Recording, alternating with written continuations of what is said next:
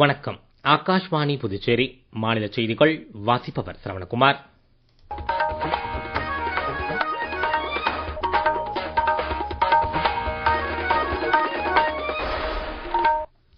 தலைப்புச் செய்திகள்.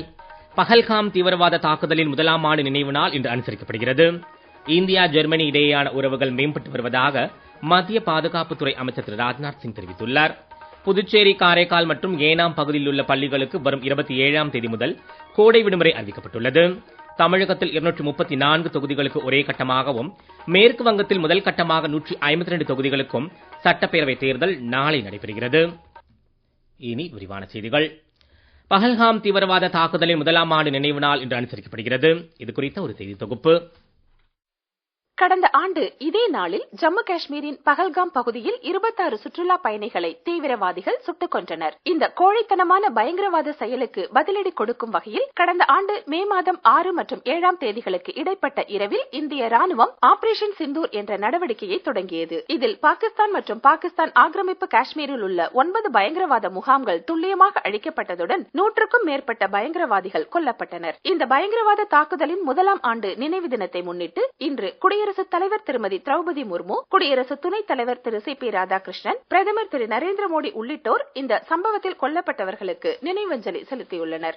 இந்த தாக்குதலில் உயிரிழந்த அப்பாவி மக்களை என்றென்றும் நினைவு கூர்வதாகவும் அவர்களது குடும்பத்தினருக்கு இந்தியா எப்போதும் துணை நிற்பதாகவும் திருமதி திரௌபதி முர்மு தமது சமூக ஊடக பதிவில் தெரிவித்துள்ளார். பயங்கரவாதத்தின் அனைத்து நடவடிக்கைகளையும் வெளிப்பாடுகளையும் எதிர்த்து போராடுவதில் இந்தியா உறுதியாக உள்ளது என்று திரு சி.பி. ராதாகிருஷ்ணன் கூறியுள்ளார். இந்தியா எந்தவிதமான பயங்கரவாதத்திற்கும் அடிபணியாது என்றும் இழிவான சதித்திட்டங்கள் ஒருபோதும் வெற்றி பெறாது என்றும் பஹல்காம் தீவிரவாத தாக்குதலில் உயிரிழந்தவர்களுக்கு நாடு அஞ்சலி செலுத்துவதாகவும் பிரதமர் திரு நரேந்திர மோடி தெரிவித்துள்ளார். மத்திய பாதுகாப்புத்துறை அமைச்சர் திரு ராஜ்நாத் சிங், உள்துறை அமைச்சர் திரு அமித்ஷா உள்ளிட்டோர் இந்த தீவிரவாத தாக்குதலில் உயிரிழந்தவர்களுக்கு அஞ்சலி செலுத்துவதாக கூறியுள்ளனர்.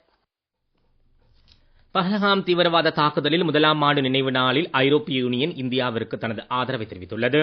கடந்த ஆண்டு இதே நாளில் நிகழ்த்தப்பட்ட தீவிரவாத தாக்குதலில் உயிரிழந்த 26 பேரை நினைவு கூறும் இந்த வேளையில் இந்திய மக்களுடன் துணை நிற்பதாகவும் அனைத்து விதமான பயங்கரவாத செயல்களையும் வன்மையாக கண்டிப்பதாகவும் ஐரோப்பிய யூனியன் ஒரு அறிக்கையில் தெரிவித்துள்ளது.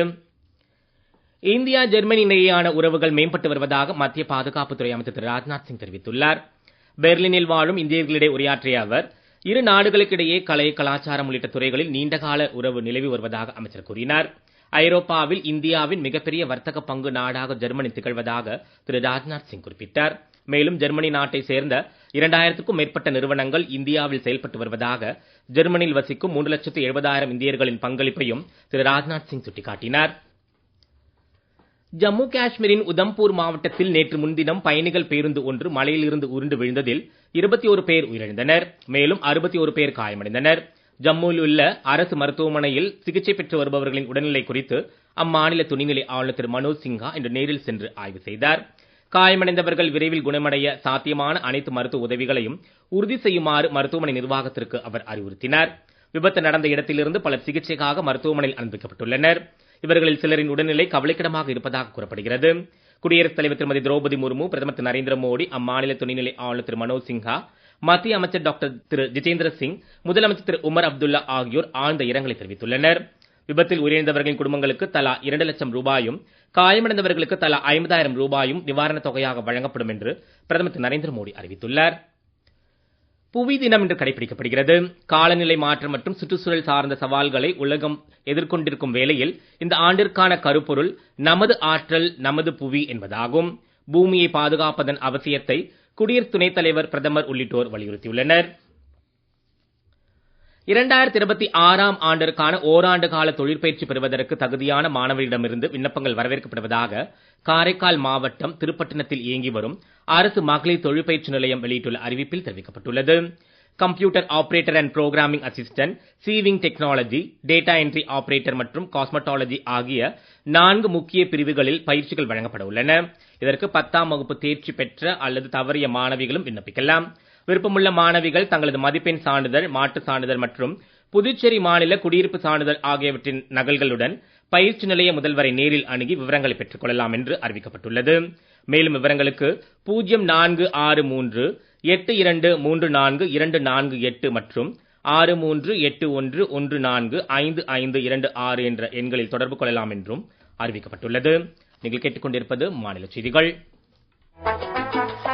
நேயர்கள் ஆகாஷ்வாணி செய்திகளை உடனுக்குடன் தெரிந்து கொள்ள எமது புதுச்சேரி மண்டல செய்திப் பிரிவின் சமூக ஊடகங்களான @AIR_News_புதுவை என்ற எக்ஸ் பக்கத்தையும், all India radio news Puducherry என்ற Facebook பக்கத்தையும், @RNU புதுச்சேரி என்ற யூடியூப் சேனலையும் அணுகலாம்.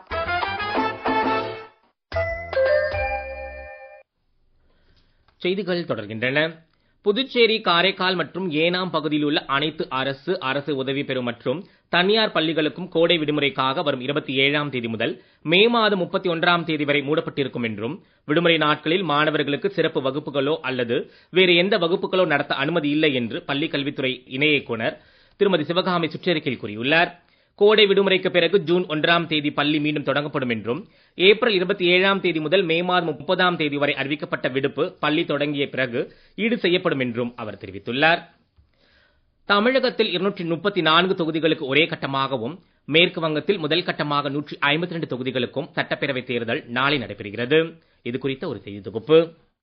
தமிழகத்தில் மொத்தம் 4023 வேட்பாளர்கள் களத்தில் உள்ளதாக தமிழக தலைமை தேர்தல் அதிகாரி திருமதி அர்ச்சனா பட்நாயக் கூறியுள்ளார். மேலும் 5,73,00,000 வாக்காளர்கள் உள்ளதாகவும் 14,59,000 பேர் இந்த தேர்தலில் முதல் முறையாக வாக்களிக்க உள்ளதாகவும் அவர் தெரிவித்தார். மகளிர் மட்டும் நிர்வகிக்கும் 325 வாக்குச்சாவடிகள் உட்பட தமிழகம் முழுவதும் 75,064 வாக்குச்சாவடி மையங்கள் அமைக்கப்பட்டுள்ளதாகவும் அவர் தெரிவித்தார். இவற்றில் 5,949 வாக்குச்சாவடிகள் பதற்றமானவை என்று கண்டறியப்பட்டு அங்கு பாதுகாப்பு ஏற்பாடுகள் பலப்படுத்தப்பட்டுள்ளதாகவும் கூறினார். 1,20,000 காவல்துறையினர் தேர்தல் பாதுகாப்பு பணிகளில் ஈடுபடுத்தப்பட்டுள்ளனர். 4,18,541 தபால் வாக்குகள் பதிவாகியுள்ளதாகவும் கூறிய திருமதி அர்ச்சனா, இதுவரை 543 கோடி ரூபாய் ரொக்கம் உட்பட 1,262 கோடி ரூபாய் மதிப்பிலான பரிசுப் பொருட்கள் பறிமுதல் செய்யப்பட்டுள்ளதாகவும் கூறினார். மேற்கு வங்கத்தில் 1,478 வேட்பாளர்கள் களத்தில் உள்ளனர்.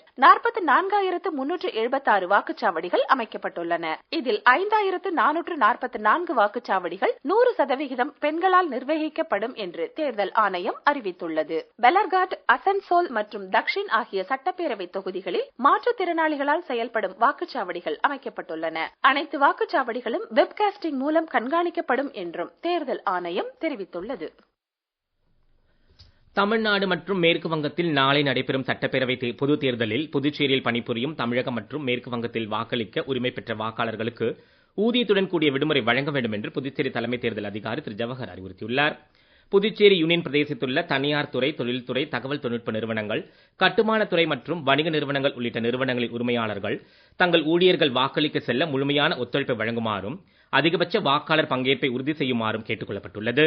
இதேபோல் புதுச்சேரியில் உள்ள அனைத்து கல்வி நிறுவனங்களில் கல்வி பயிலும் வாக்குரிமை பெற்ற மாணவர்கள் தங்களது தொகுதிகளுக்கு சென்று வாக்களிக்க தேவையான விடுப்பு அல்லது அனுமதியை வழங்குமாறும் புதுச்சேரி மாநில தலைமை தேர்தல் அதிகாரி திரு ஜவஹர் வலியுறுத்தியுள்ளார். மேலும் சுதந்திரமான மற்றும் நியாயமான தேர்தலை அதிகபட்ச வாக்காளர் பங்கேற்புடன் நடத்துவது ஒவ்வொருவரின் பொறுப்பு என்றும், வலுவான ஜனநாயகத்தின் அடித்தளம் என்றும் அவர் தெரிவித்துள்ளார். காரைக்கால் மாவட்டத்தில் நடைபெற்று வரும் ரயில்வே மேம்பால கட்டுமான பணிகளை மாவட்ட ஆட்சியர் திருமதி இஷிதா ராட்டி இன்று நேரில் பார்வையிட்டு ஆய்வு செய்தார். இந்த ஆய்வின் போது பணிகளின் தற்போதைய முன்னேற்றம் மற்றும் தொழில்நுட்ப அம்சங்கள் குறித்து ரயில்வே அதிகாரிகளுடன் விரிவான ஆலோசனை நடத்திய அவர், பொதுமக்களின் போக்குவரத்து வசதி மற்றும் பாதுகாப்பினை உறுதி செய்யும் வகையில் பணிகளை எவ்வித தாமதமின்றி விரைந்து முடிக்க அறிவுறுத்தினார். இதில் திருச்சி கோட்ட ரயில்வே நிர்வாக பொறியாளர் திரு பாஸ்கரன் மற்றும் பொதுப்பணித்துறை அதிகாரிகள் உள்ளிட்டோர் கலந்து கொண்டனர்.